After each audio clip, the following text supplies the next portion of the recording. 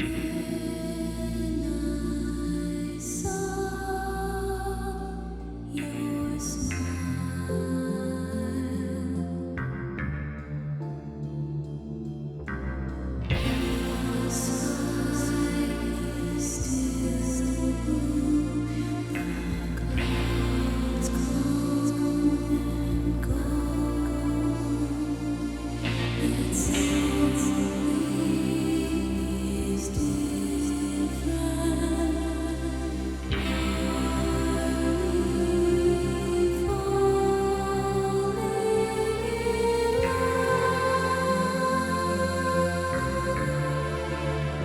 fantastique, la technologie est avec nous, chers amis.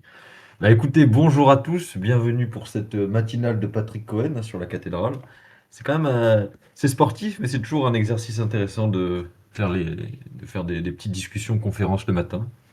Puis surtout, c'est voilà, c'est comme l'a dit Emmanuel, c'est l'esprit qui surpasse la matière. Alors aujourd'hui, c'est pas vraiment une conférence. Enfin, ce matin, c'est pas vraiment une conférence. C'est dans l'idée, dans la forme, oui, mais c'est plutôt une discussion académique sur la Kabbale. C'est-à-dire que on va pas réfuter Scholem parce que ce serait arrogant comme prétention, mais on va un peu nuancer son propos. Donc je vais quand même refaire une introduction très rapide. Donc Zertor, excusez-moi, la présidente Tandy de la RNC a mis en ligne l'introduction à la Kabbale. C'est mieux si vous l'avez écouté avant d'assister à cette matinale, mais on n'est plus à ça près. Où en gros je rappelais un peu les grandes lignes, hein, sans rentrer dans les détails, d'où vient la Kabbale, quels sont les grands thèmes majeurs. Ce qui était quand même assez sportif en moins d'une heure d'essayer de condenser tout ça, mais je pense que l'introduction se tient. En tout cas, selon certains d'entre vous, ça reste compréhensible. Et en fait, là, on va poser beaucoup de questions ce matin. Parce qu'en fait, Scholem a un défaut. En fait, Scholem, c'est un peu le pape des études sur la Kabbale. C'est lui qui est le plus connu à travers ses travaux pour la connaissance de la Kabbale, même pour le grand public. Mais en fait, il est un peu devenu surplombant. C'est-à-dire que peu de personnes ont essayé de le contredire parce que bah, c'est tellement devenu une référence classique que ça apparaissait comme assez présomptueux de vouloir le contredire. Sauf que sur certains points, Scholem a des limites et il ne faut pas uniquement se baser sur Scholem.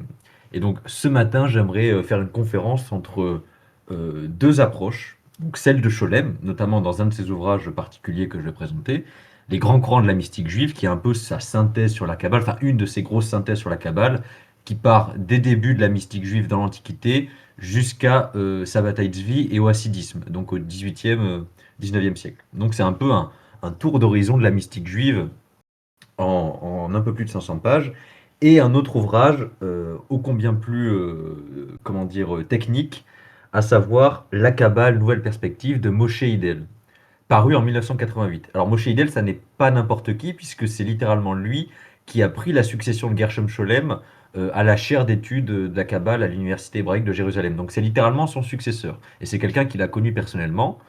Et en fait, Idel, lui, il a une approche très critique. Pourquoi?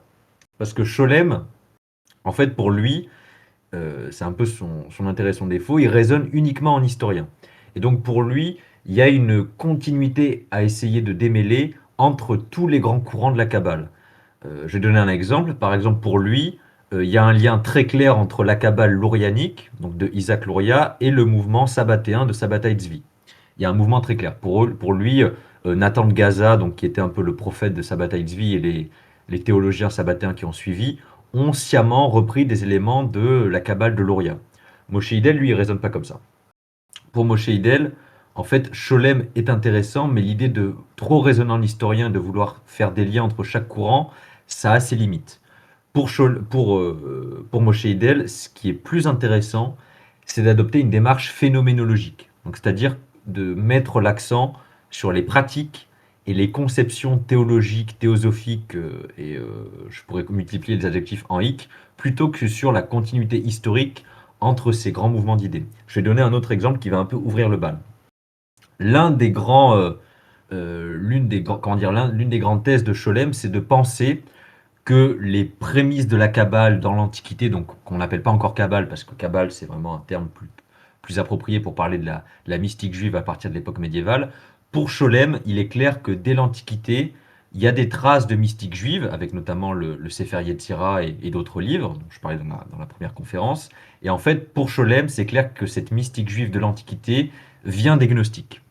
C'est clair, pour lui, en fait, ces mystiques juifs qui gravitaient autour de certains cercles talmudiques ont été influencés par les gnostiques. Et là, Moshe Hillel, il renverse un peu le prisme. Je vais donner un exemple. Donc là, on est dans l'ouvrage de Moshe Hillel, La Kabbale Nouvelle Perspective, paru en 1988. J'ai donné une courte citation pour un peu vous montrer comment Moshe Hillel renverse un peu la perspective. Une certaine retenue face aux implications mystiques de ce terme apparaît de manière évidente dans quelques passages talmudiques et midrashiques qui, selon Abraham, Joshua et Shel, proviennent de l'école de Rabbi Ishmael, et dans lesquels la dévécoute, on en reparlera, est interprétée en termes d'accomplissement de devoirs pieux, comme le fait de donner sa fille en mariage à un disciple des sages. Donc les sages, ce sont les rabbins en quelque sorte. D'autre part, Rabbi Akiva, un contemporain de Rabbi Ismaël, est considéré comme le tenant d'une perception mystique de l'adhésion, car il a déclaré: Vous qui adhérez au Seigneur, votre Dieu, qui littéralement adhérez. L'usage du mot mamash, littéralement, est curieux dans ce contexte. Il suggère une interprétation manifestement mystique qui est corroborée, selon Échelle, par un autre passage qui se trouve dans la même source talmudique. Rav, un Amora, au penchant mystique, qui tendait à suivre les opinions de Rabbi Akiva, indique que le même verset du Deutéronome se réfère à l'adhésion de deux palmiers dattiers. Ça commence fort. D'après le contexte, nous pouvons considérer que l'adhésion est une forme plus étroite de contact que l'attachement, tel qu'il est illustré par le contact d'un bracelet avec une main de femme. Bien que la dévécoute ne puisse apparemment pas être considérée ici comme une union mystique au sens le plus fort, elle semble néanmoins impliquer un contact réel entre deux entités, plus qu'un simple attachement du dévot à Dieu. Selon Rabbi Éléazar, quiconque adhère à la présence divine, l'Esprit divin demeurera sûrement auprès de lui. Ce texte présuppose la possibilité d'adhérer à la Shekinah. Le contexte ne permet pas de dire si cette entité est identique à Dieu ou doit être entendue comme sa manifestation. Ça commence, voilà, là vous allez vous rendormir. Même si cette dernière possibilité est l'interprétation la plus plausible, dans la mesure où elle sous-entend une certaine indépendance de la Shekinah par rapport à Dieu. Celle-ci doit encore être considérée comme une entité divine, et le fait de pouvoir adhérer à elle a été nié dans d'autres textes rabbiniques classiques. C'est là que ça devient intéressant. Là, c'est un peu obscur, c'est normal. Donc là, on est à l'époque talmudique, hein. En fait, dans ce chapitre-là, Moshe Hillel se penche sur le concept kabbalistique de Devekut. Pour le dire simplement, la Devekut dans la Kabbale, c'est l'union mystique avec Dieu. C'est la forme de pratique théologique et religieuse que le kabbaliste va mettre en œuvre pour essayer d'être en extase avec Dieu en quelque sorte. Vous pouvez un peu voir ça, il y a aussi ça dans le christianisme et chez les soufis dans l'islam, c'est l'idée que l'ascète, le mystique, essaye d'entrer, comment dire, de se fondre dans l'unité divine, pour le dire simplement. La dévécoute, c'est un peu ça, mais dans la Kabbale. Je continue sur la même citation, la même page. Un jeune contemporain de Rabbi Akiva, donc un rabbin de la tradition talmudique, Numenius d'Apamée, en Syrie, est considéré comme l'une des deux sources de la conception de l'union mystique de Plotin, philosophe néoplatonicien très connu. L'autre est juive, directement ou indirectement, ainsi que l'a proposé un spécialiste. Comme on sait, Numenius, donc ce fameux philosophe syrien, était informé des conceptions juives. Il est raisonnable de penser que ce n'est pas seulement la pensée mystique de Philon qui a été la source de la conception de Numenius, mais aussi des concepts en rapport avec Rabbi Akiva, qui était proche de Numenius, à la fois dans l'espace et dans le temps. Le fait qu'une certaine notion mystique de la dévécoute apparaît aussi bien dans des textes rabbiniques et philoniens semble indiquer une source commune. Cette conception ancienne et présumée juive pourrait avoir influencé Numenius et Plotin. Alors là, je ne pourrais pas tout vous citer sinon ce serait trop long, mais là c'est un renversement de perspective par rapport à Scholem. C'est-à-dire que Moshe Hillel n'attaque pas Scholem sur le fond parce que Scholem n'est pas un abruti, il a quand même énormément fait, ses travaux font encore autorité sur plein de points, mais il le nuance sur énormément de choses. Par exemple, pour Scholem, comme je vous l'ai dit, c'est clair que les éléments mystiques dans le judaïsme à l'époque talmudique, ça vient des gnostiques. En fait, pour Moshe Hillel, il pense que c'est l'inverse. On pourrait même arguer que c'est l'inverse, que les cercles néoplatoniciens et gnosticisants ont pu être influencés par des concepts propres au judaïsme et propres à la mystique juive avant l'apparition de ce qu'on pourrait appeler les gnostiques, mais aussi les néoplatoniciens. Et là, il en donne un exemple très intéressant sur l'union mystique avec Dieu, donc la Dévécoute dans la Kabbale, qui est aussi un concept dans le néoplatonisme. Et pour Moshe Hillel, c'est plutôt le judaïsme qui aurait influencé certaines conceptions néoplatoniciennes et gnostiques, et non pas l'inverse. Je continue sur ma lancée. Alors là, ça va être... Allez, je continue un peu sur le gnosticisme parce que c'est quand même très important. Bien que le texte chrétien, donc là c'est un texte chrétien qui n'est pas je ne vais pas vous le citer en intégralité, mais considérez que c'est un texte chrétien de l'Antiquité tardive, donc de cette même époque-là, un peu charnière. Bien que le texte chrétien ait exercé une grande influence sur les gnostiques, je suppose qu'il n'était pas la source unique de leur anthropomorphisme créationniste complexe. D'abord parce que, comme Strumza, donc un universitaire, Strumza, pas un rabbin, l'a indiqué, des sources juives ont influencé le passage de Paul. Ensuite parce qu'il existe deux motifs supplémentaires, qui se trouvent dans des textes juifs concordant avec les textes gnostiques. L'un d'entre eux aussi influença apparemment les versets de Paul. Citons un passage frappant provenant à l'origine du Midrash Avkir. Rabbi Berekia dit: Quand Dieu désira créer le monde, il ne commença sa création par rien d'autre que l'homme, et il le fit tel un golem. Quand il se prépara à modeler une âme en lui, il se dit: Si je l'établis en bas dès maintenant, on dira qu'il était mon compagnon dans l'œuvre de la création. Aussi je le laisserai tel un golem, dans un état inachevé et brut, jusqu'à ce que je crée toute chose. Quand il eut tout créé, les anges lui dirent: Ne vas-tu pas façonner l'homme dont tu parlais? Il répondit: Je l'ai fait depuis longtemps déjà, seule l'âme manque. Alors il jeta une âme en lui, l'établit en bas, et concentra le monde entier en lui. Par lui il commença, par lui il conclut. Comme il est écrit: Tu m'as formé devant et derrière. Dieu dit: Voyez, l'homme est devenu comme l'un de nous. Plusieurs points frappants de ce passage sont pertinents pour notre discussion. Premièrement, comme dans les textes chrétiens et gnostiques, à la différence des sources bibliques et rabbiniques classiques, l'homme est présenté ici comme la première créature. Deuxièmement, de même que dans le traité copte et l'épître de Paul, le monde entier est compris ou concentré dans cette première créature. Troisièmement, tous ces textes parlent explicitement d'une ressemblance entre Dieu et sa première créature. L'homme possède de ce fait des dimensions cosmiques, idée assez habituelle dans les textes classiques juifs. Puisque les origines juives de certains aspects du texte chrétien ont déjà été reconnues par Strumza, les deux premiers points semblent renforcer son argumentation. En outre, comme je l'ai suggéré ci-dessus, l'hypothèse d'une influence gnostique sur le Midrash Avkir me semble compliquer la situation. Donc là, c'est ce que je vous disais, c'est que pour Moshe Hillel, c'est l'inverse. Ce ne sont pas les gnostiques qui ont influencé la mystique juive, c'est l'inverse.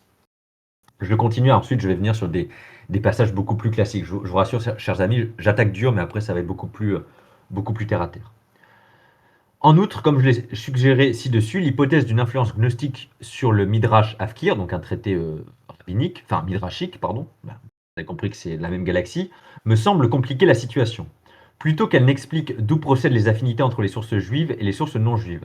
Je suppose que la réaction qui apparaît dans le Midrash Avkir contre l'idée selon laquelle l'homme primordial était déjà une créature vivante avant la création du monde était dirigée contre des traditions mythiques existant en milieu juif.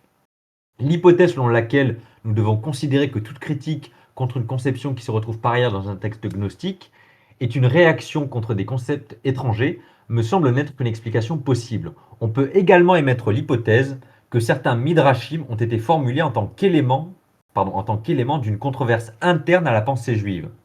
La conception d'après laquelle le monde était concentré dans une structure anthropomorphique, donc Adam dans ce cas précis, l'homme primordial, comme dans le Midrash Avkir, le Christ également dans l'épître de Paul, l'homme au sens plus large dans le traité copte qui est un traité gnostique, indique, je le suppose, l'existence d'une version assez différente de la conception macranthropique bien connue. L'anthropos ne serait pas identique à la structure cosmique, mais il serait le réceptacle qui, alors qu'il peut en partie correspondre à telle ou telle partie de l'univers, les dépasse également, non seulement en éminence, mais aussi par sa structure particulière. Je m'arrête là, sinon ça va être l'assommoir. Donc là, je passe un peu là-dessus. Maintenant, je donne la parole à la défense. Puisque cette fois-ci, je vous l'ai dit, c'est une conférence, c'est un tribunal rabbinique en quelque sorte. On va laisser un peu Moshe Hillel, Gershom Scholem cette fois, nous présenter dans les grands courants de la mystique juive, qui est un peu l'un de ces grands classiques, hein, qui va des débuts de la mystique juive de l'Antiquité jusqu'au hassitisme, au XVIIIe, XIXe siècle. On va un peu le laisser nous présenter sa vision. qui a été un peu contredit par Moshe Hillel. J'espère que vous me suivez. Je pense qu'il est possible de dire que l'interprétation mystique des attributs et de l'unité de Dieu, dans la doctrine ainsi appelée des séphirotes, a constitué un problème commun pour tous les kabbalistes, tandis que les solutions qui en ont été données par et dans les diverses écoles diffèrent souvent les unes des autres.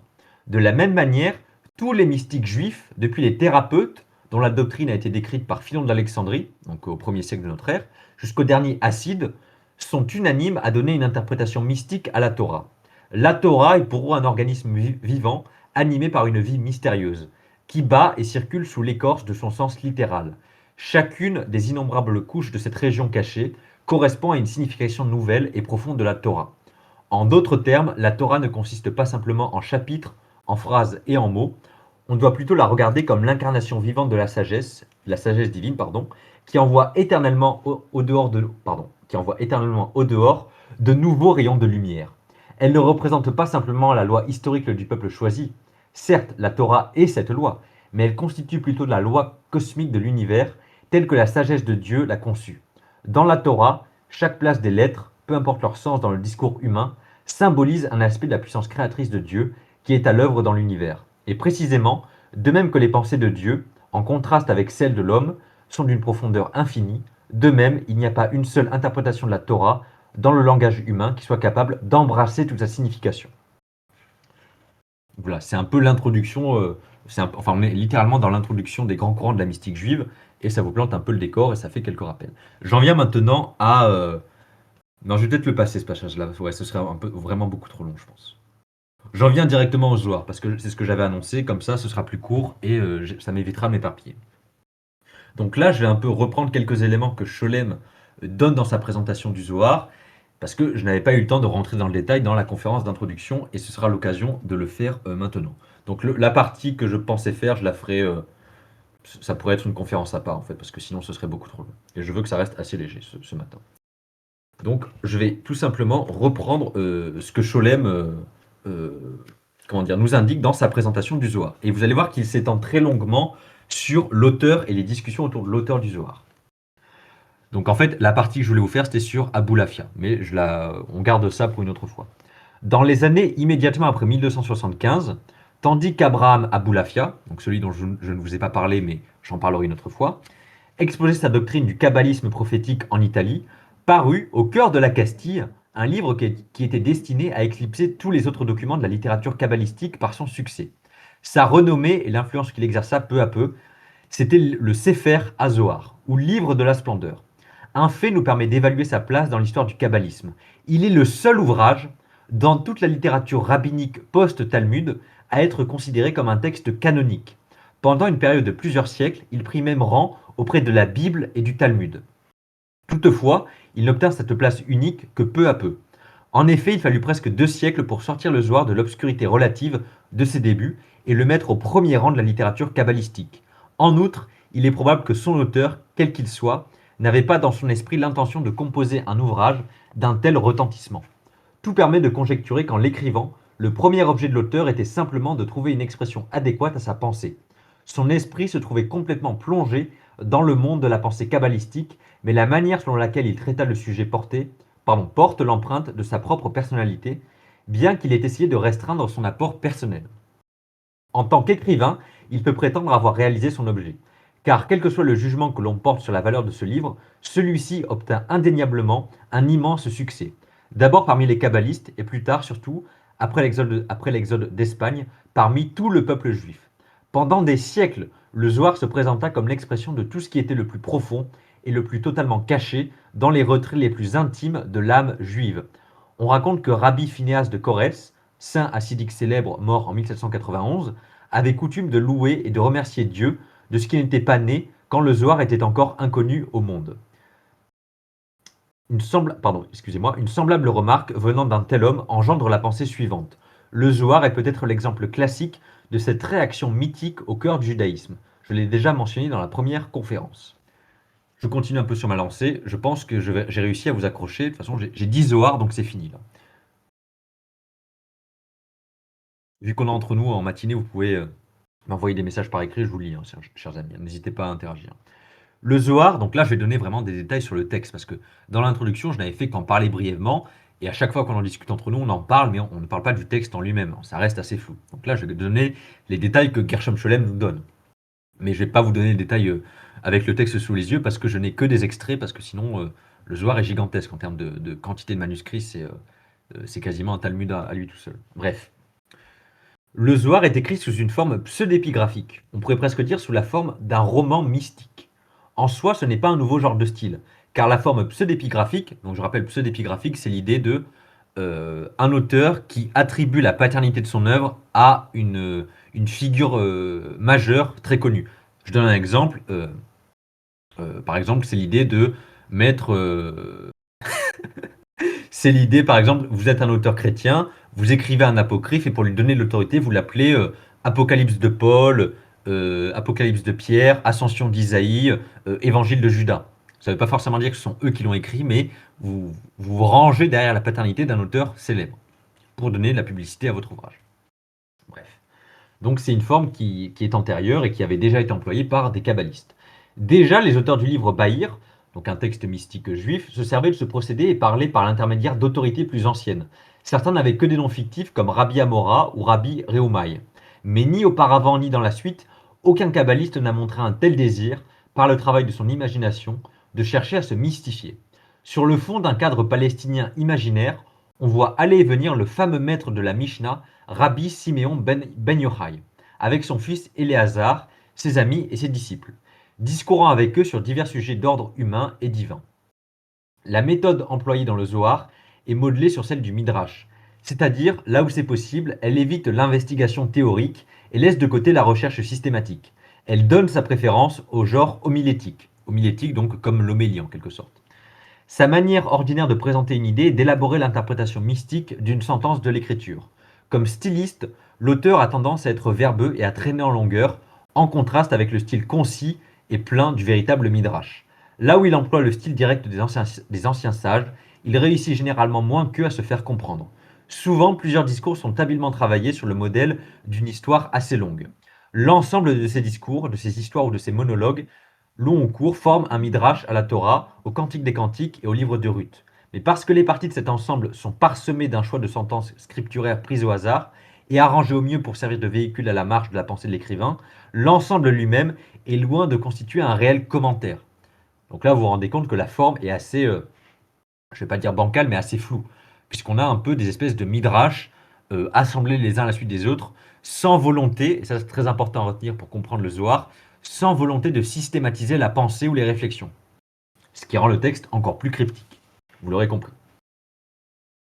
Il n'y a pas de systématisation de la pensée dans le Zohar. J'en viens maintenant. Est-ce que je passe un peu sur ces détails? Oui, je passe un peu sur le détail. Donc en gros, je vous l'avais déjà dit dans la conférence d'introduction, vous savez qu'en fait, dans la tradition kabbalistique, on attribue le Zohar à Simeon ben Yochai. Mais j'avais un peu menti.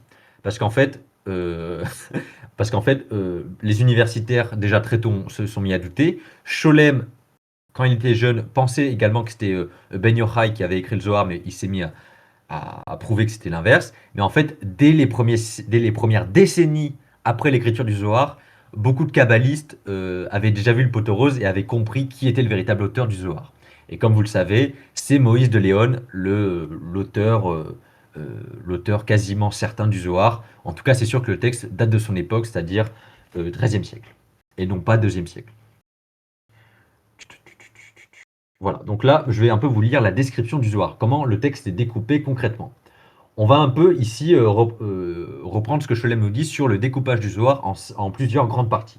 Tout d'abord, on a une grande partie de texte qui ne possède pas de titre spécial et qui paraissent entièrement composés de commentaires discursifs sur divers passages de la Torah. Donc c'est un peu un amalgame de commentaires bibliques, en gros, ce qu'il faut comprendre de cette partie-là.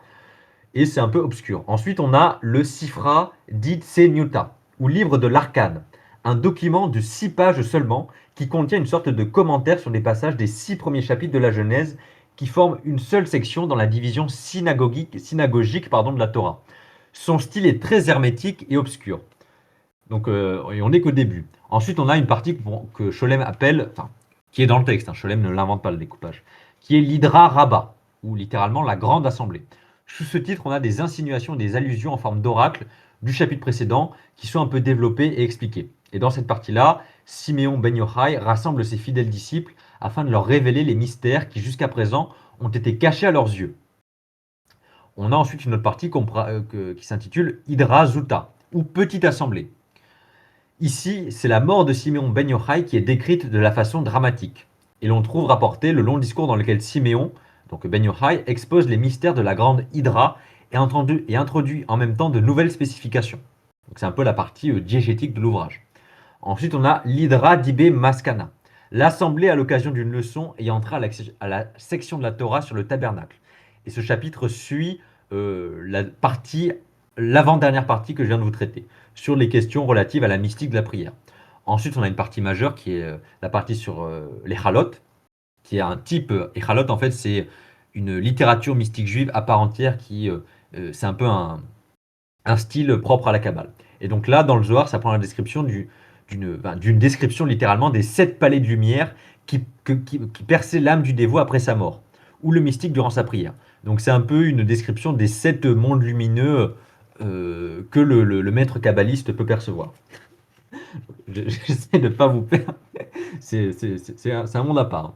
Ensuite, on a le Raza de Razine, ou le mystère des mystères, qui en gros, pareil, met au premier plan la vie de Simeon Ben Yochai, et ça évoque des passages également sur la physiognomie,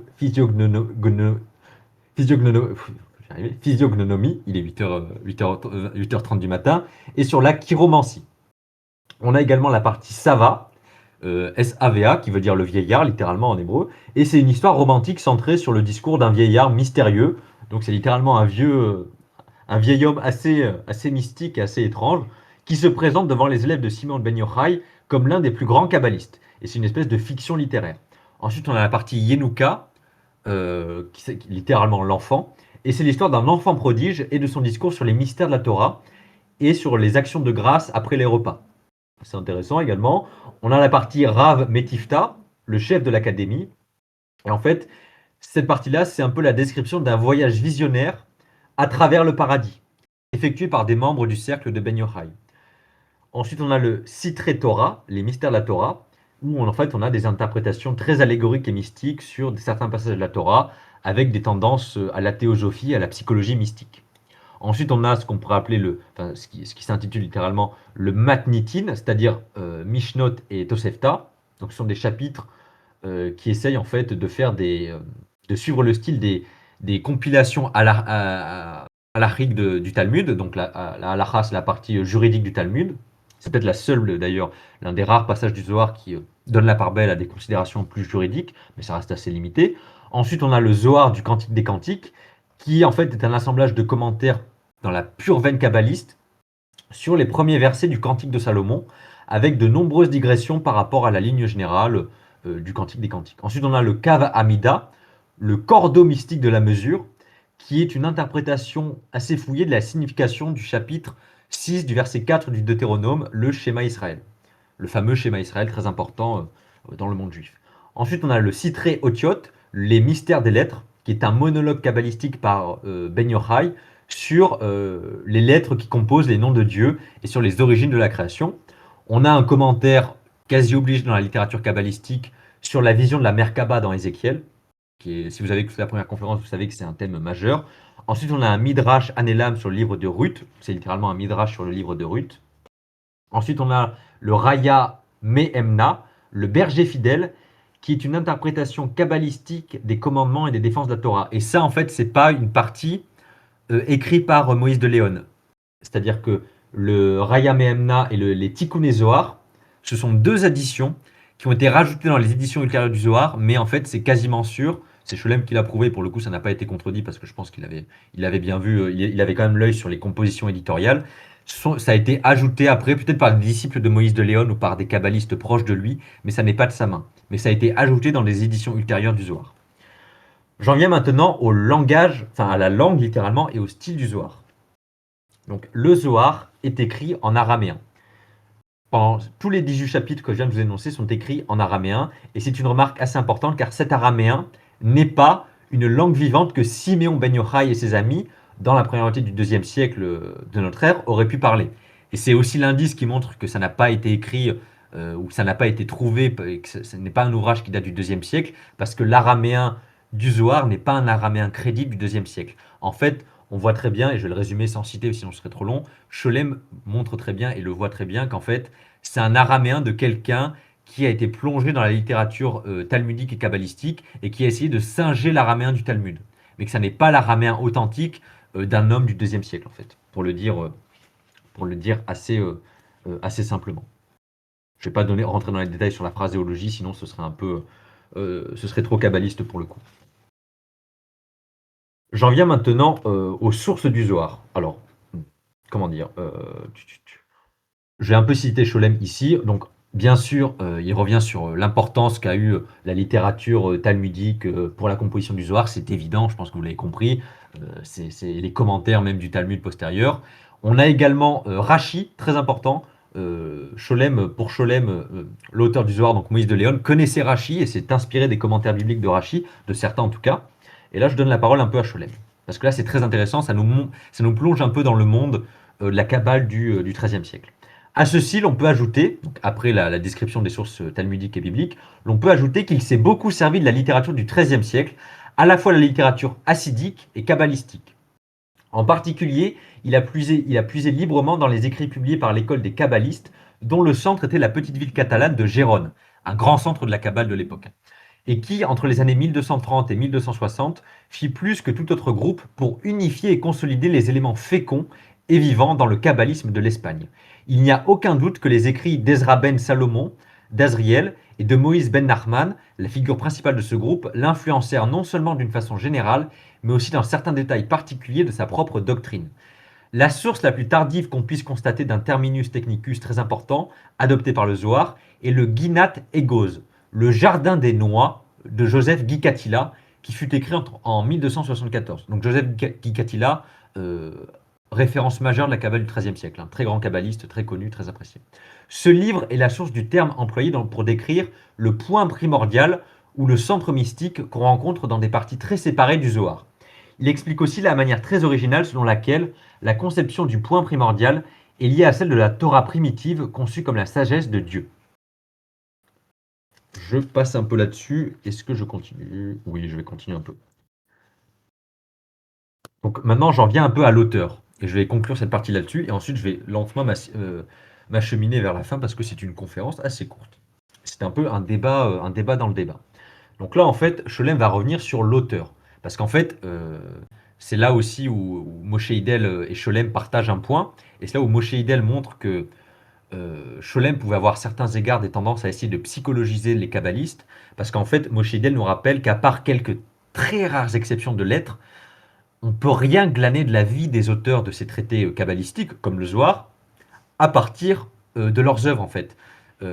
L'immense majorité des informations qui nous permettent de comprendre qui étaient ces auteurs, ce sont des très rares lettres, donc des lettres de leur correspondance qu'ils envoyaient à des amis, à des proches mystiques, mais dans leurs œuvres en tant que telles, il n'y a quasiment rien qui nous permet de mieux comprendre qui étaient les auteurs. À l'inverse, par exemple, où avec la langue ou le style littéraire ou même des détails de la vie quotidienne, les auteurs du Talmud nous sont bien plus familiers. Il y a plein d'histoires de rabbins du Talmud qui en fait donnent la part belle à des paraboles de la vie quotidienne, donc ce qui nous permet de mieux les comprendre. Dans le Zohar et dans la littérature kabbalistique de manière générale, il n'y a jamais ça, quasiment jamais ça. C'est pour ça que c'est très compliqué de connaître qui sont les auteurs derrière. Mais Moïse de Léon, fort heureusement, il y a quelques indices. Donc là, Scholem pose la question, qui a été l'auteur du Zohar? Était-ce Moïse de Léon lui-même ou un écrivain inconnu qui faisait partie du cercle de Moïse de Léon et qui s'efforçait de cacher son identité à la lumière de la postérité? Peut-on entièrement rejeter la possibilité qu'un autre kabbaliste dont l'identité aurait été perdue dans l'ombre lointaine du passé ait écrit la partie principale de l'ouvrage? Parce qu'on est sûr que l'ouvrage date du XIIIe et pas du IIe siècle. Mais est-ce que c'est vraiment Moïse de Léon? On peut au moins dire que plusieurs de ses contemporains considéraient déjà Moïse de Léon comme l'auteur du Zohar. Donc ça n'est pas une révolution académique. Déjà à l'époque, certains auteurs l'avaient perçu. De toute façon, nous le savons surtout par le témoignage très discuté du kabbaliste Isaac ben Samuel d'Acre, l'un des deux documents du temps, dans lesquels nous trouvons mentionné le nom de Moïse de Léon en dehors de ses propres écrits. Isaac quitta la maison paternelle quand il était encore jeune étudiant, après la conquête d'Acre par les musulmans en 1291. Selon toute apparence, il se rendit en Italie, où il semble aussi avoir entendu parler du Zohar. Je rappelle que le Zohar, Moïse de Léon, c'est le cercle kabbalistique de Gérone, donc on est en Castille. Finalement, il alla en Espagne en 1305. Là, il commença à s'intéresser aux circonstances dans lesquelles le livre avait été publié. Parce que le Zohar, en gros, je ne l'ai pas dit dans les dates, mais il est publié fin 13e. Fin 13e, tout début 14e. Mais vraiment, toute fin 13e, il est quasiment fini d'être édité. Là, donc notre source Isaac, là, il commença à s'intéresser aux circonstances dans lesquelles le livre avait été publié. Son journal, dont quelques autres parties ont été aussi conservées dans un manuscrit, rend compte d'une façon assez naïve des informations qu'il avait rassemblées sur le sujet. Nous savons par ce journal qu'il rencontra Moïse dans Valladolid et fut informé sous serment que celui-ci, donc Moïse de Léon, était en possession, je cite, de l'ancien livre écrit par Simeon ben Yochai et le lui montrerait dans sa maison d'Avila. Plus tard, quand il vint à Avila après la mort de Moïse de Léon, il apprit qu'un riche citoyen de la ville, Joseph d'Avila, avait offert de marier son fils à la fille du défunt, donc la fille de Moïse de Léon, en échange du manuscrit original du Zohar. On disait ce document ancien aussi bien qu'authentique, et Moïse de Léon, supposait-on, l'avait copié. Mais la veuve du défunt et sa fille avaient nié l'existence d'un tel document. Selon elle, Moïse de Léon avait écrit le Zohar entièrement par lui-même. Et à la question de sa femme qui lui demandait pourquoi il ne revendiquait pas la paternité de l'ouvrage, il avait répondu: Si je disais que j'en suis l'auteur, personne ne prêterait attention à ce livre ou ne m'en donnerait pas un liard, littéralement pas un shekel, parce qu'on dirait que ce sont des produits de ma propre imagination. Mais maintenant qu'on entend dire que je copie le livre du Zohar écrit par Simeon ben Yochai sous l'inspiration du Saint-Esprit, on paye beaucoup ce travail, comme vous le savez. Isaac d'Acre, qui n'avait pas parlé lui-même à la veuve de Moïse de Léon, mais relate ceci comme une information de seconde ou plutôt de troisième main, parle encore de recherches plus approfondies. Malheureusement, son récit, qui est également cité par un chroniqueur tardif du XVe siècle, s'interrompt au moment où il se propose de révéler ce que lui a dit sous serment solennel un élève de Moïse de Léon sur le livre du Zohar écrit par Rabbi Simeon ben Yochai. Donc là, c'est un peu frustrant parce que là, il y aurait eu une révélation, mais le manuscrit s'arrête ici. Parce qu'en fait, oui, Moïse de Léon n'était pas simplement un auteur qui aurait trouvé le Zohar, il avait aussi un cercle de disciples. C'était vraiment un kabbaliste, qu'il ait écrit le Zohar ou pas, il était dans des mouvances kabbalistes. Donc là-dessus, il n'y a aucun doute. Bref, je passe un peu là-dessus, j'ai encore... Donc vous avez compris qu'en fait, beaucoup de témoignages semblent indiquer que ce soit lui ou pas, le Zohar a été produit soit directement par lui, soit dans son entourage, mais on va dire que Moïse de Léon n'est pas étranger à la mise par écrit et même à l'édition et à la publication du Zohar. Là-dessus, c'est acté, c'est un fait, y a aucun doute. Je vais quand même donner quelques passages très intéressants. Oui, je continue un peu là-dessus. Donc là, on va un peu montrer les indices qui montrent que Moïse de Léon est vraiment l'auteur principal du Zohar, et ensuite je passe à la suite et j'essaye de conclure assez rapidement. Le fait que la veuve de Moïse de Léon l'ait présenté comme l'auteur du livre est tout à fait possible, et comme nous le verrons, en complet accord avec les faits. Toutefois, on peut se permettre quelques réserves sur l'authenticité supposée de chacun de ces mots.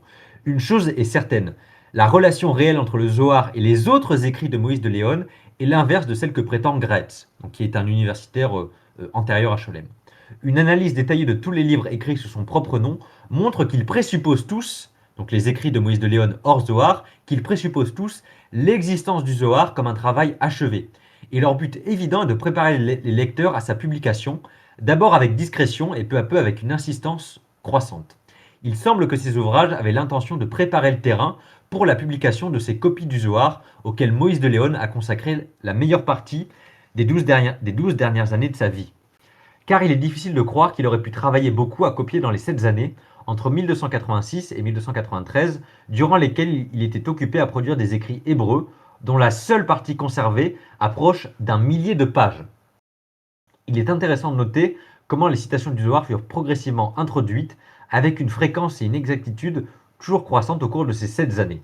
Au début, donc là on parle des écrits de Moïse de Léon hors Zohar, au début, nous voyons l'auteur se référer en termes plutôt vagues aux sentences des sages ou aux commentaires par, entre guillemets, les mystiques. Mais avec le temps, ces présentations deviennent de plus en plus enthousiastes. Dans le Miskan Haedut, écrit en 1293, il y a de longs passages dans lesquels il trace, d'une manière très remarquable, le caractère de ces antiques perles de la sagesse qu'il a découvertes récemment et finalement révélées. Une analyse plus précise de ce livre écarte le dernier doute. Cet ouvrage était destiné à servir d'introduction de propagande au Zohar qui venait d'être publié ou était sur le point de l'être. La Mishkan Haïdout, toutefois, vouée jusqu'à un certain point à obtenir un grand développement des idées relatives à son thème central, l'eschatologie de l'âme, et exposée dans le Zohar, a un but nettement de propagande. Mais malgré tout ce que l'on a dit des motifs de l'auteur et de la suite chronologique selon laquelle le Zohar a été écrit, on ne peut pas dire cependant que la question de sa paternité soit résolue. Après tout, il est encore possible que Moïse de Léon ait fait usage d'écrits qui étaient en sa possession, mais n'avaient pas été composés par lui. La question, par conséquent, est de savoir s'il est possible de trouver une preuve positive que Moïse de Léon est réellement l'auteur du Zohar. Bref, donc je passe un peu là-dessus, mais voilà.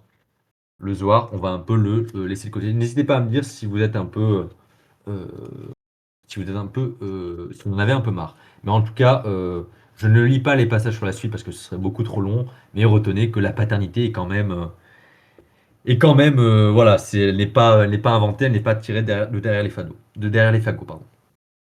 Donc là, j'en viens au thème central, à savoir la dévécoute sur laquelle je compte revenir assez brièvement.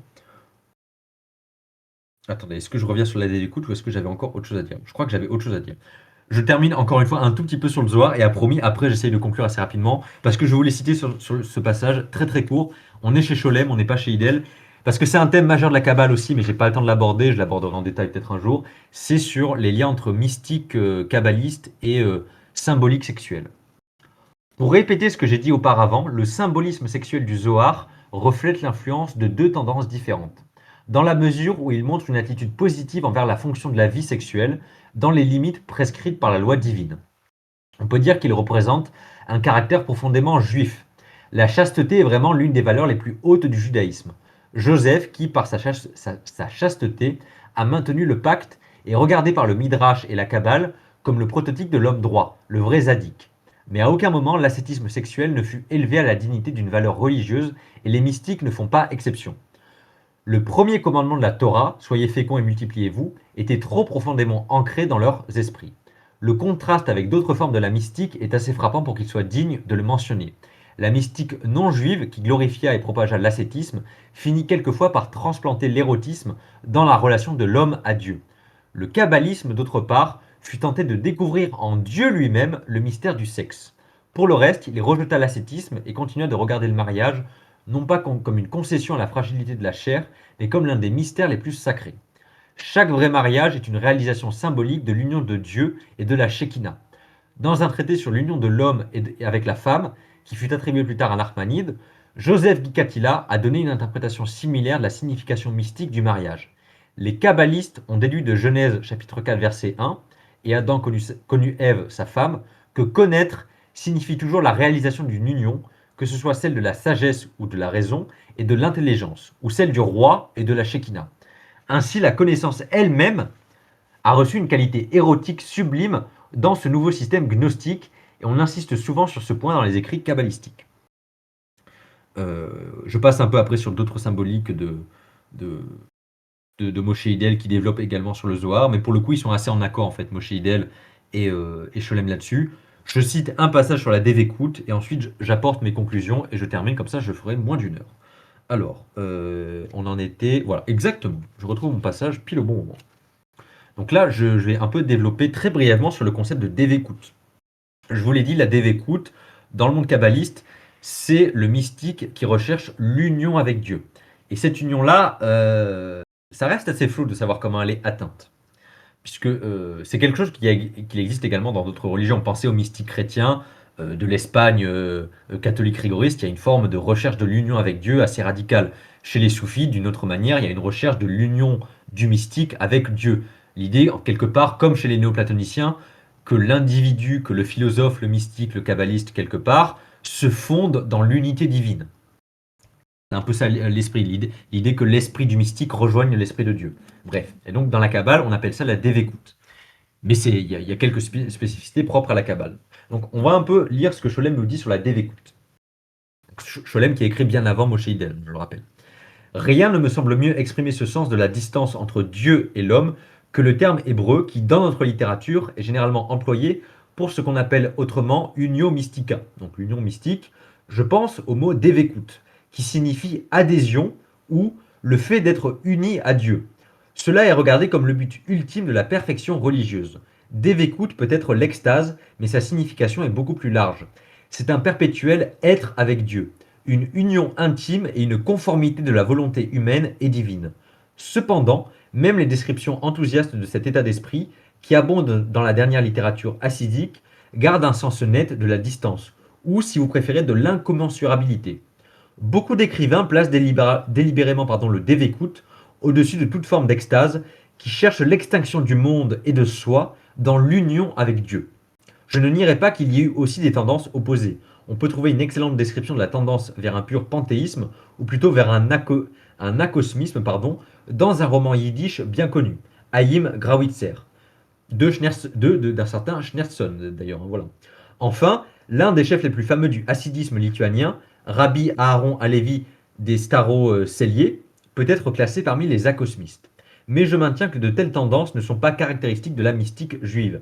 C'est un fait significatif que le livre le plus fameux et qui a eu le plus d'influence dans notre littérature mystique, le Zohar, fait peu usage de l'extase. Fait intéressant là aussi, notez bien. Le rôle qu'elle joue à la fois dans la section dogmatique et la section descriptive de cet ouvrage, volumineux, le Zohar, est entièrement secondaire. On trouve bien des allusions à ce thème, mais il est évident que d'autres aspects différents de la mystique juive tiennent beaucoup plus au cœur de l'auteur. Une part du succès extraordinaire du Zohar peut probablement être ramenée à cette attitude de contrainte qui a fait vibrer une corde familière dans le cœur des Juifs. Là, Tandy, vous dérapez, là, vous quittez l'arc républicain. Moi, je ne peux pas valider ces propos-là. Il va falloir sortir. Donc, j'en reviens un peu sur l'idée de la dévécoute et du Zohar. Donc, je vais conclure un peu là-dessus. On est toujours chez Scholem. La suprême valeur religieuse que le Zohar, en commun avec tout le kabbalisme espagnol, place au centre de son système éthique est le dévécoute, l'attachement continuel ou l'adhésion à Dieu. Cette relation directe, qui je l'ai déjà mentionné dans une conférence antérieure que je viens de vous citer il y a 30 secondes, remplace presque totalement l'expérience extatique précédente. Donc là, retenez que c'est intéressant, c'est-à-dire que le Zohar, contrairement à ce qu'on pourrait penser, essaye d'évacuer les aspects extatiques. Donc l'extase, c'est comment dire, c'est ce qui est un peu limite dans la mystique. C'est vraiment où on comprend, et ça c'est peu importe les courants mystiques, c'est l'idée que l'ascèse extrême, peut-être des rituels dangereux pour le mystique, hein, de privation, de volonté de se couper du réel, parce que l'idée d'union avec Dieu peut aller très loin, qu'on soit dans le monde juif ou pas. Et en fait, le Zohar, selon Scholem, et c'est une thèse très intéressante qui a, à mon avis, a beaucoup de sens, et Moshe Idel va un peu dans le même sens, donc c'est validé plus de 40 ans après par un grand spécialiste des années 80, c'est que le Zohar, en fait, a tendance à évacuer les éléments extatiques. Donc les éléments, pour le dire simplement, de la Kabbale pratique, puisque le Zohar est un texte éminemment symbolique qui essaye de ne pas... en fait, ça n'est pas un manuel pratique pour entrer en union avec Dieu. Il met un peu de côté cette partie-là. Je continue. Donc vous avez compris que le Zohar met un peu de côté cette partie-là. Bien que le Devekut soit définitivement une valeur contemplative, il ne s'affirme point par des modes de conscience spéciaux ou anormaux. Donc c'est ce que je vous disais, l'idée d'essayer d'être halluciné pour rentrer en union avec Dieu. Le Zohar met un peu de côté ça. Enfin, il le met même totalement de côté. De fait, selon Moïse Ben Nachman, d'une génération avant le Zohar, le vrai Devekut peut se réaliser dans la vie normale de l'individu au sein de la communauté. Par conséquent, il est capable d'être transformé en une valeur sociale. C'est un point d'une grande importance dans l'influence subséquente du kabbalisme sur la morale populaire. Pour montrer que la Kabbale n'est pas juste un phénomène d'élite mystique religieuse, c'est aussi quelque chose qui a une empreinte très forte dans la piété du juif du quotidien en quelque sorte. Toutes les autres valeurs de l'éthique kabbalistique, crainte de Dieu, amour de Dieu, pureté de la chasteté, charité, étude de la Torah, pénitence et prière, sont mises en relation avec cet idéal très haut de la dévécoute et tirent de celui-ci leur signification ultime. On peut dire que les vertus que j'ai mentionnées représentent les actes méritoires auxquels le Zohar attache une importance spéciale. Ensemble, elles constituent un idéal qui unit, par une revalorisation mystique, les vertus du pauvre et du dévot d'une manière intéressante, aussi du point de vue de l'éthique sociale. Donc là, c'est intéressant, je vais conclure là-dessus, c'est que le Zohar essaye de neutraliser les éléments les plus extravagants, extatiques de certains courants de la Kabbale qui ont trait à la dévécoute. Quelque part, indirectement, le Zohar, par sa mystique très alambiquée, et par son refus de la Kabbale extatique et de la Kabbale pratique, a tendance à neutraliser ces éléments un peu, comment dire, folkloriques et à, comment dire, à se rendre plus accessible à la piété juive populaire. Et c'est là où je vais conclure, en fait, parce que je ne pouvais pas, ça aurait pris trop de temps de détailler chaque citation et de montrer comment Moshe Hidel réinterprète Gershom Scholem. Mais en fait, ce qu'il faut retenir, c'est que, j'ai noté plusieurs points, comme je l'ai dit, pour Moshe Hidel, il faut arrêter, c'est là où Scholem allait un peu trop loin, d'essayer d'analyser uniquement la mystique juive comme un continuum qui partirait des gnostiques, qui auraient influencé les premiers mystiques juifs et qui se retrouveraient dans la Kabbale. Déjà, vous l'avez vu, pour Moshe Hidel, c'est peut-être l'inverse, c'est peut-être les mystiques néoplatoniciens et les gnostiques qui ont repris des éléments qui étaient déjà dans la mystique juive, même avant la formation du rabbinisme. Et il y a des éléments qui vont dans ce sens-là. On en a parlé plusieurs fois. Le fait que Mani reprenne des textes un peu assez cryptiques de la littérature de l'époque du Second Temple, ça montre qu'il y avait déjà des bases mystiques dans le judaïsme. Bref, je continue là-dessus. Et c'est surtout pour Moshe Hidel de mettre un peu sous le tapis cette continuité historique, parce qu'elle peut avoir des points intéressants de montrer les liens des fois entre différentes branches de la Kabbale, mais ça a ses limites. Et pour lui, il faut montrer les parallèles non pas en termes de continuité de texte et d'influence, mais en termes de phénoménologie. Qu'est-ce que, sont, qu'est-ce que la Kabbale en fait en termes de texte et de pratique? Et là déjà on a un exemple énorme avec le Zohar. On voit que le Zohar quelque part reprend plein d'éléments de la Kabbale de son époque, mais d'un point de vue phénoménologique, il se distancie énormément des aspects les plus ésotériques et mystiques de la Kabbale, du moins les plus pratiques. Autre point, et l'approche phénoménologique, à mon sens, elle est beaucoup plus intéressante à ce niveau-là. Qu'est-ce que je voulais dire également? Oui, autre point très important, c'est que Moshe Hidel rappelle ce que Scholem ne dit pas, mais en fait Scholem était assez enthousiaste, mais en même temps il était très précurseur, donc on ne peut pas l'accuser aussi. C'est qu'en fait, la majorité, comment dire, je vais le dire simplement, énormément d'écrits kabbalistiques ne nous sont pas parvenus. On a une littérature kabbalistique gigantesque en termes de contenu, mais ça n'est qu'une partie. Parce qu'en fait, et ça, même des textes kabbalistiques que nous avons nous disent, je ne peux pas révéler ça, je ne peux pas le mettre par écrit. Donc en fait, on a les textes kabbalistiques, certains qui n'étaient pas destinés à être publiés, mais d'autres qui pouvaient être mis par écrit.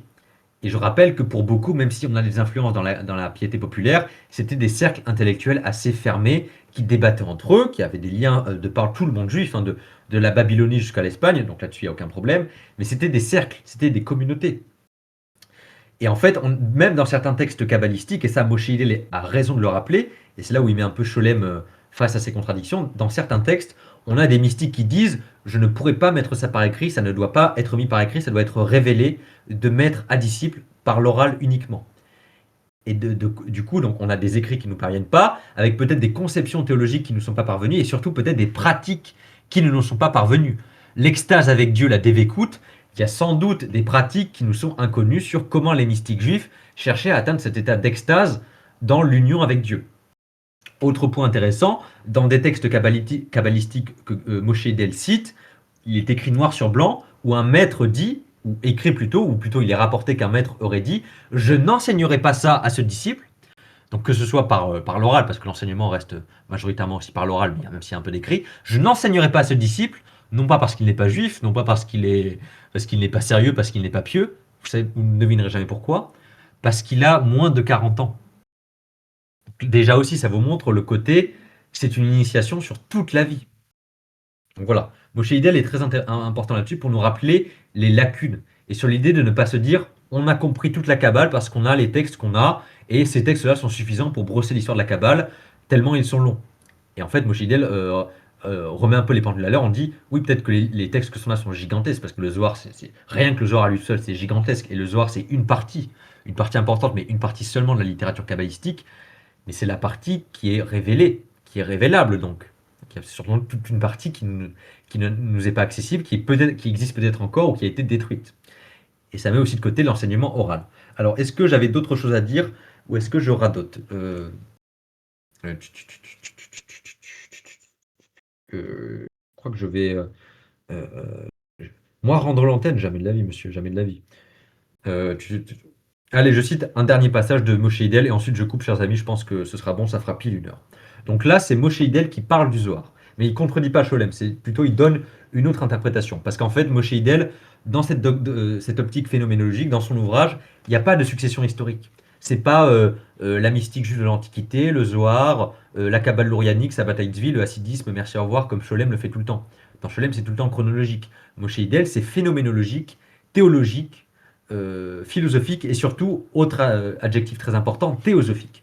Je donne le chapitrage et ensuite je vous lis le passage et ensuite je rends l'antenne.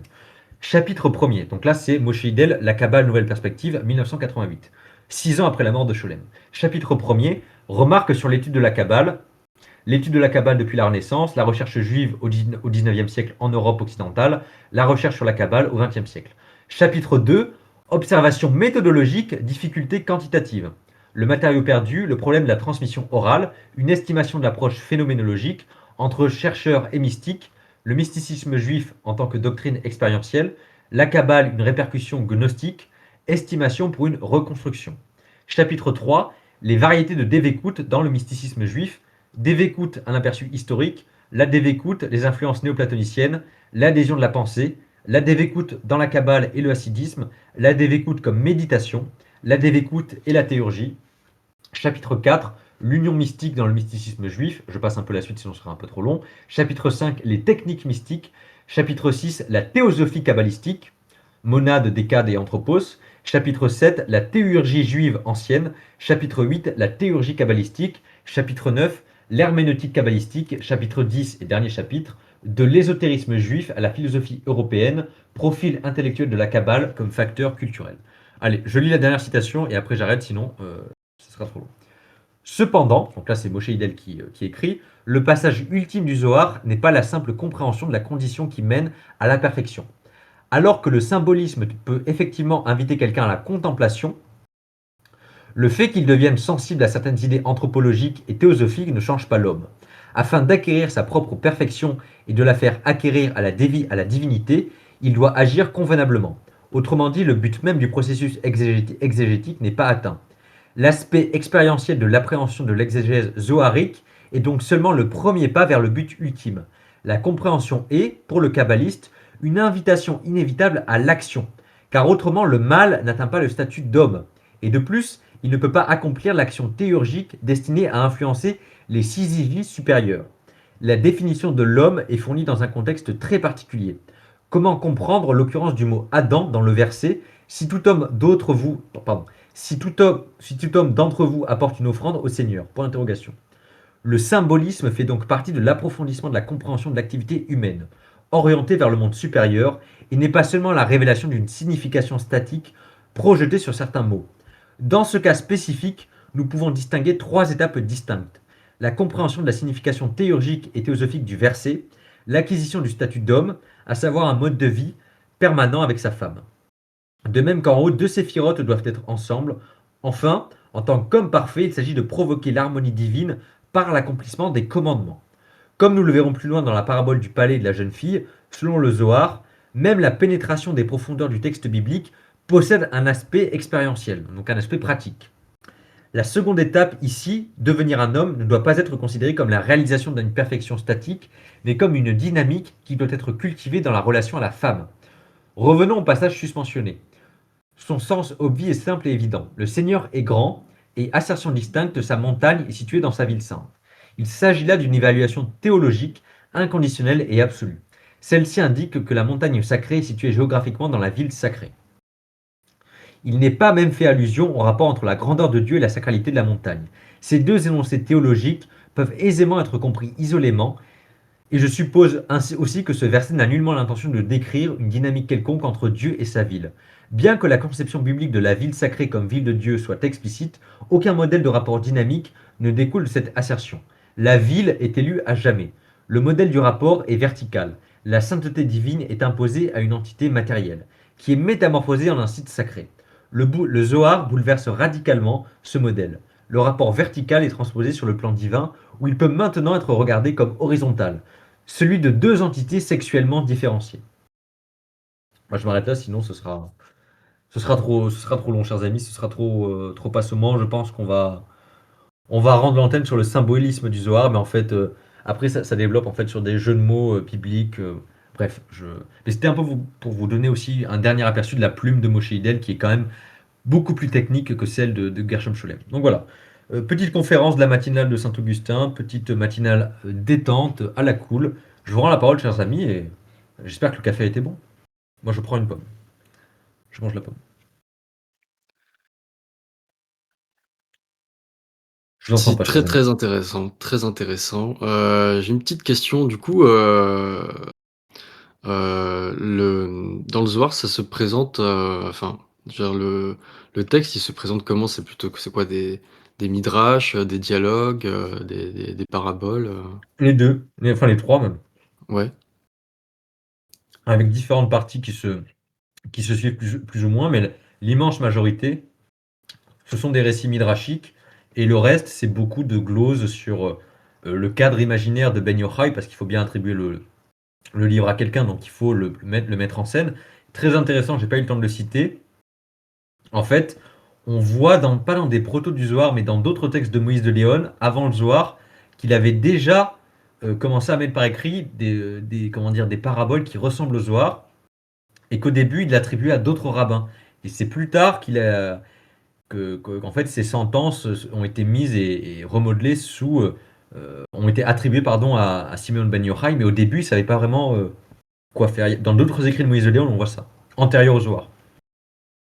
et quand il a commencé à enfin, quand le Zohar a commencé à circuler, ça a tout de suite fait un peu office, enfin, d'autorité ou ça, Ah, enfin, très très dans les tôt. différentes, ouais, Très très tôt. En fait, c'est pour ça que l'anecdote du jeune là, Isaac, le rabbin qui part, qui rencontre la veuve de Moïse de Léon, est très importante parce que il arrive en Espagne en 1305 et le Zohar est déjà connu.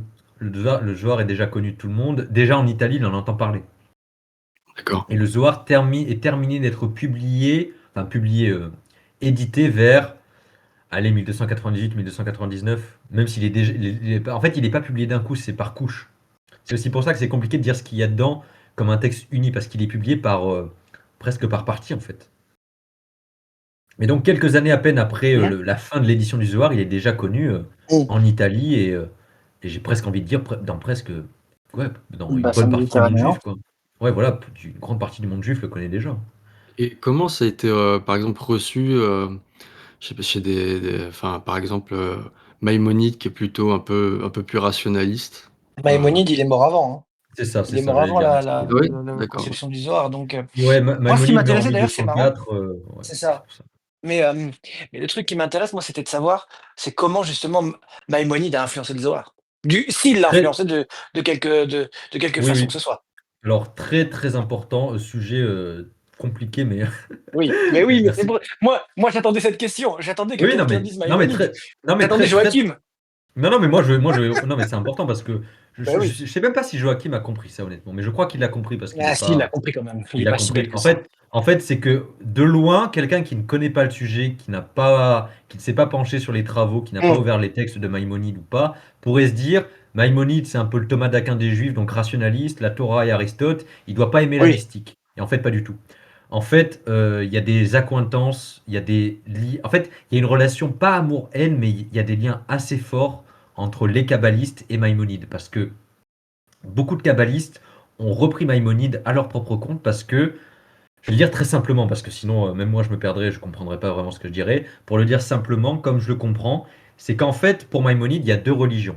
Il y a la religion populaire du quotidien qui applique sa loi bêtement, donc c'est le pharisaïsme, c'est la religion, c'est le culte, le rituel. Et il dit, bon, c'est très bien parce que au moins ces gens-là orthopraxie se quoi. comportent bien, la société se porte bien, ce ne sont pas de mauvaises lois, vaut mieux qu'ils fassent comme ça. Et pour lui, le summum de la religion, c'est la compréhension rationnelle et philosophique de Dieu. Donc c'est l'apport de la philosophie, c'est voir Dieu comme un philosophe, un peu comme Philon d'Alexandrie à l'époque du Christ, donc il y avait déjà ça dans le judaïsme, Maïmonide n'a rien inventé, et pour lui, indirectement, c'est une approche plus élitiste.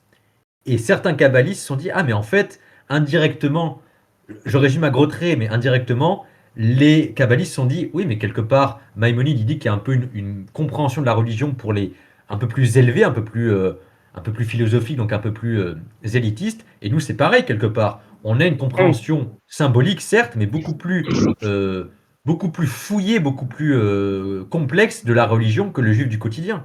Donc quelque part, la religion promue par Maïmonide n'est pas incompatible avec notre mystique, notre compréhension de la Torah. Au contraire. Oui, voilà, c'est une vision un peu, ésotérique, exotérique. Tu as le côté exotérique pour le Exactement. bas de la population et ésotérique pour la population plus élevée, Exactement, spirituellement. exactement. Et Mmh. Maïmonide a déjà cette dichotomie est déjà énormément, enfin, Une elle est très claire chez pré-franc-maçonnerie, quoi. Maïmonide. Une Pardon? pré-franc-maçonnerie. Une pré-franc-maçonnerie. Non, je rigole, Oh, je Exactement. arrête rigole. de faire Ah ça des va, je rigole, raccourcis. je rigole. C'était une blague, Non, c'était une t'inquiète, blague. je sais que c'est Néanmoins, je profite du sujet pour parler de oui. ça.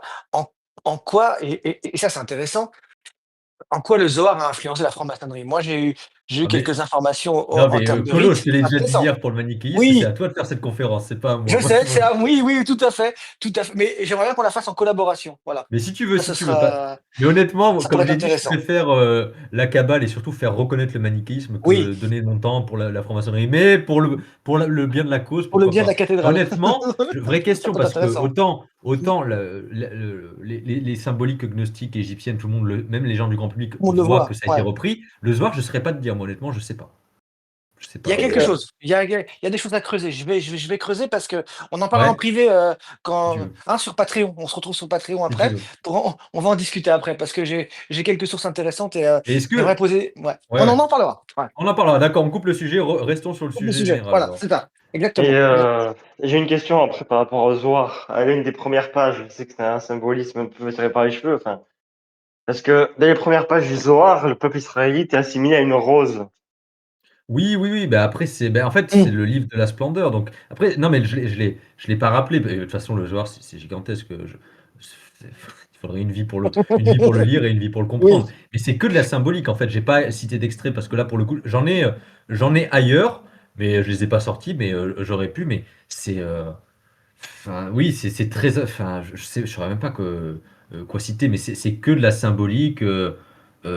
Les roses, les lettres, les jardins, les fruits aussi. Il y a beaucoup de passages sur des dattes, des palmiers. Donc oui, oui, c'est Oui, parce c'est que un. enfin, ça est né à partir de la mystification du Cantique des Cantiques. C'est vrai que c'est C'est très ça, sexuel au exact. début, le Zohar. Oui. Ben, je l'ai dit, il y a une partie entière qui est un commentaire du Cantique des Cantiques, hein. Une partie entière dans le Zohar bien identifiée. Assez importante d'ailleurs. Et est-ce que D'ailleurs, les kabbalistes chrétiens ont aidé un peu à la diffusion, ah non, alors, du Zohar la comme, conférence de ce matin, c'était Scholem, le Zohar, la Kabbale oui, oui, historique. Honnêtement, kabbalisme chrétien, ça m'intéresse moins et je connais moins le comme, sujet, donc je ne mmh, saurais pas te c'est vrai. répondre. Pic Ouais. de la Mirandole, tout ça, Ah Ah oui, ça, non, ça mais oui, bah oui, non mais Pic le ouais, connaissait, ouais. bah, non, mais ça c'est sûr. oui. Bien sûr que ça a eu un lien. Après, dans le Mmh, détail, je ne saurais pas te dire comment, mais les amis juifs de Pic, bien sûr, lui ont parlé du Zohar oui et ça a contribué à faire connaître le Zohar dans le monde chrétien, ça c'est sûr. Oui, là-dessus, Louis, tu as totalement raison. et je Pic a pense joué que un grand rôle là-dessus. et je pense qu'une conférence sur, l'homme qui savait tout est vraiment Non, parce intéressant. que non, mais c'est du Ah pour moi, fakinisme de la Renaissance, donc ça oui. m'étonne pas que ça t'intéresse, Colo. Mais bien sûr, Le évidemment, toi, évidemment. dès Très qu'il y bien a que je du suis client. glamour Mais oui, et que c'est mais un bien sûr, peu, dès que c'est dès que c'est un peu clinquant, mondain, oui. tu te jettes Oui, dessus, oui, quoi. mais bien sûr, mais attends, je ne suis qu'un courtisan. Non, pour Non, je pour sais. être sérieux 2 minutes, il y a, il y a tout ce qu'il y a à savoir sur Pic de la Mirandole sur France Culture, donc franchement, tu trouveras ton bonheur, Non, mais arrêtez de citer France Culture, citez oui, des oui, oui, bouquins, c'est oui, non mais oui, citons des bouquins, c'est vrai. bref, Mais mais on effectivement, pourra en voilà, reparler un jour. on Je va me en donnerai reparler, comme oui. mission de présenter la cabale chrétienne. Mais honnêtement, la cabale chrétienne, je vais pas dire que c'est un troll, mais je veux dire, je l'ai déjà dit dans la conférence d'introduction à la fin, j'ai dit de manière polie, mais à part quelques chrétiens, personne ne s'intéresse à la cabale chrétienne.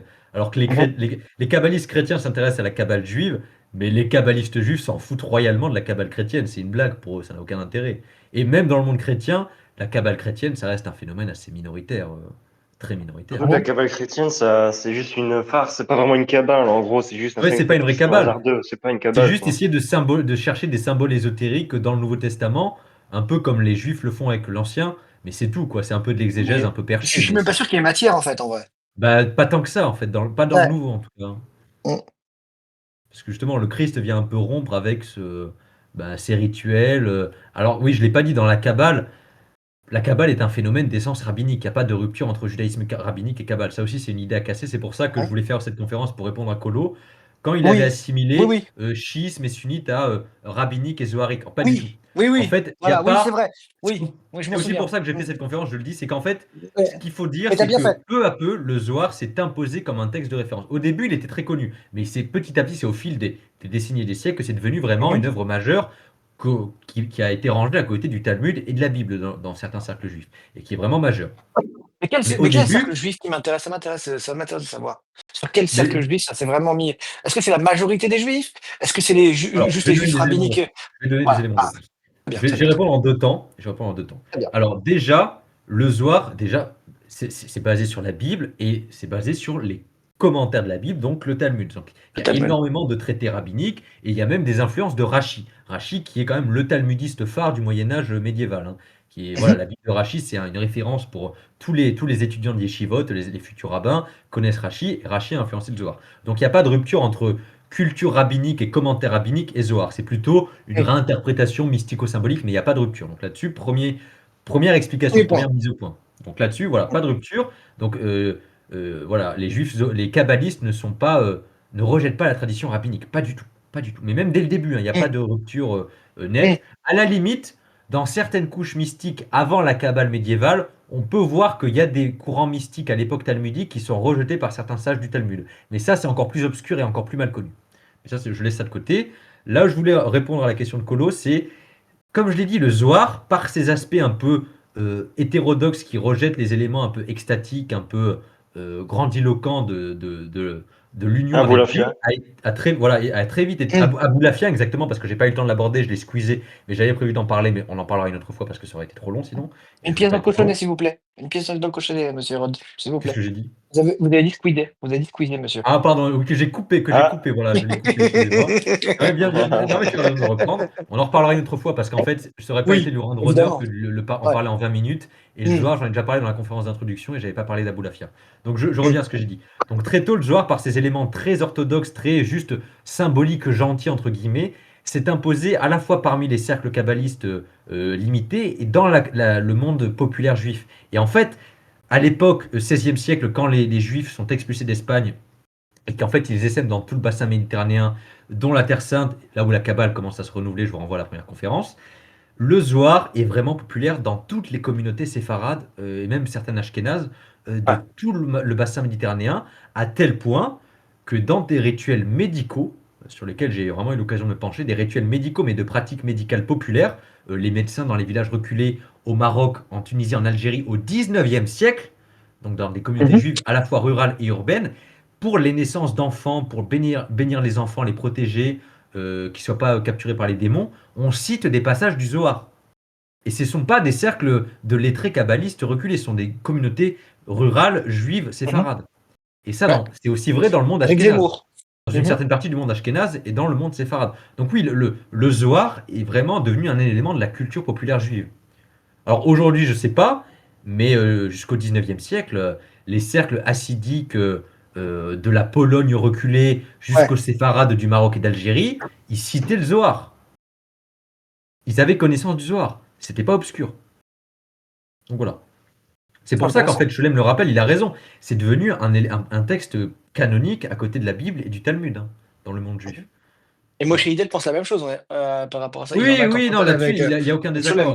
Non, Ouais. en fait, là-dessus, il ne peut pas y avoir de désaccord, c'est un constat tout Eh simplement, en oui, fait. Il suffit oui. juste de connaître la littérature juive, kabbaliste ou pas d'ailleurs, c'est connu, en fait, le Zohar, et tout le monde connaît au moins quelques passages, ou Mmh. le connaît de nom, c'est un élément de la culture populaire juive. Donc, ouais, là-dessus, aucun Intéressant, doute. intéressant. D'autres remarques où on coupe le bot et on passe aux discussions Patreon friendly. C'est Je ça. remets une pièce. Ouais.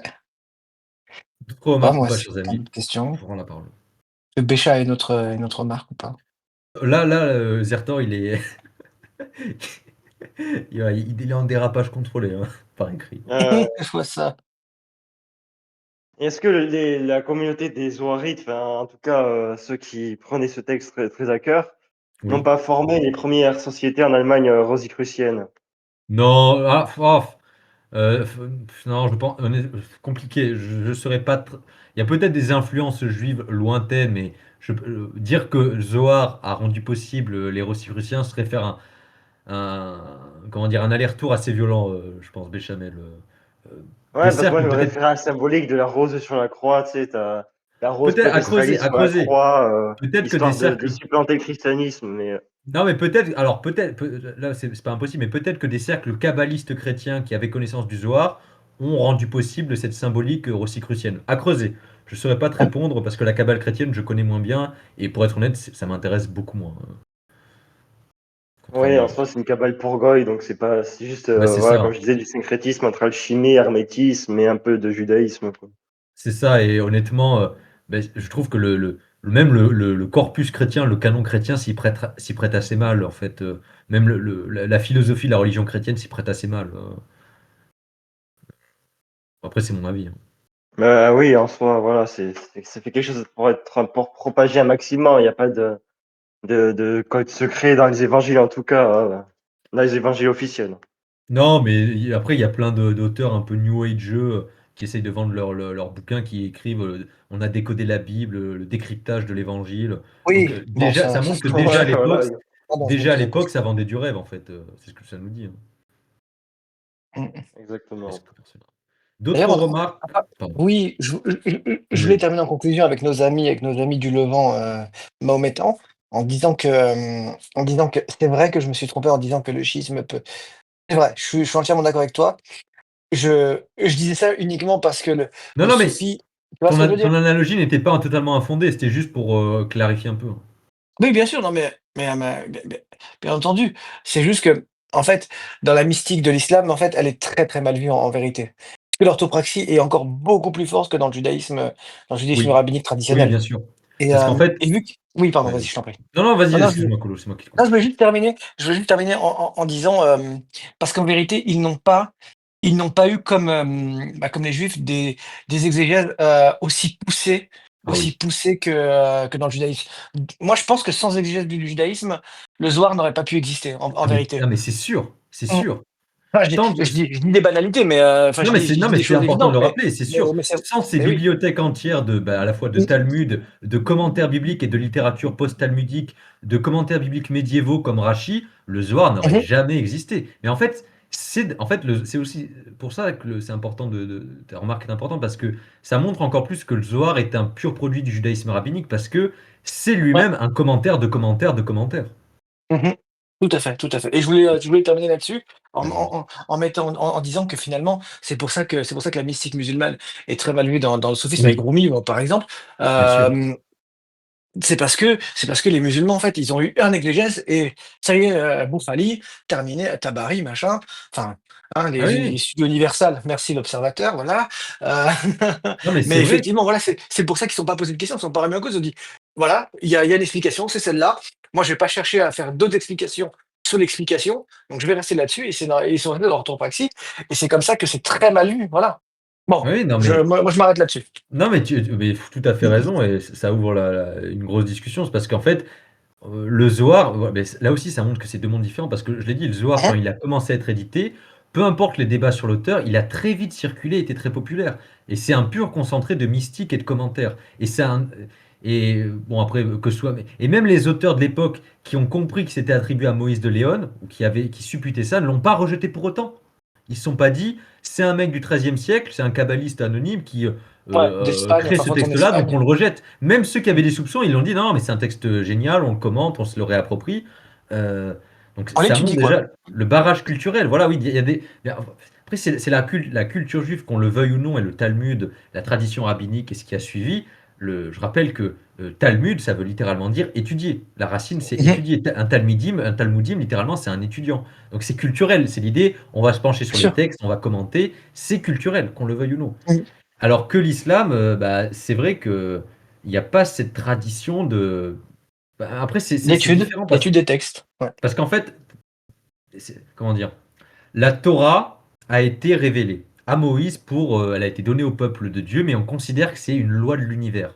Donc, comme l'islam, ça vient de Dieu, mais on considère que comment dire, c'est un enseignement infini. Et la Kabbale, c'est peut-être le meilleur moyen de le résumer, c'est de dire les voies pour comprendre Dieu et la Torah sont multiples. Alors que le Coran, c'est pas du Mmh. tout la même, ça n'a pas du tout été reçu Pas de du la tout même la même manière, tu approche, vois. en fait. Ouais, c'est pas du tout la même approche, en vérité. Voilà. Mmh. Et c'est pour ça que je m'arrête parce que Rachi, donc qui est un bibliste talmudique du 11e, 12e siècle, hein. La Bible de Rachi, c'est voilà, un classique. Si un jour vous voulez devenir rabbin, vous allez tomber dessus. Lui, C'est en mon fait, rêve. il reprend au 11e, 12e siècle, hein, enfin fin 11e, début 12e siècle, il Mmh. meurt au début 12e. Il se dit, je vais écrire un commentaire de la Bible.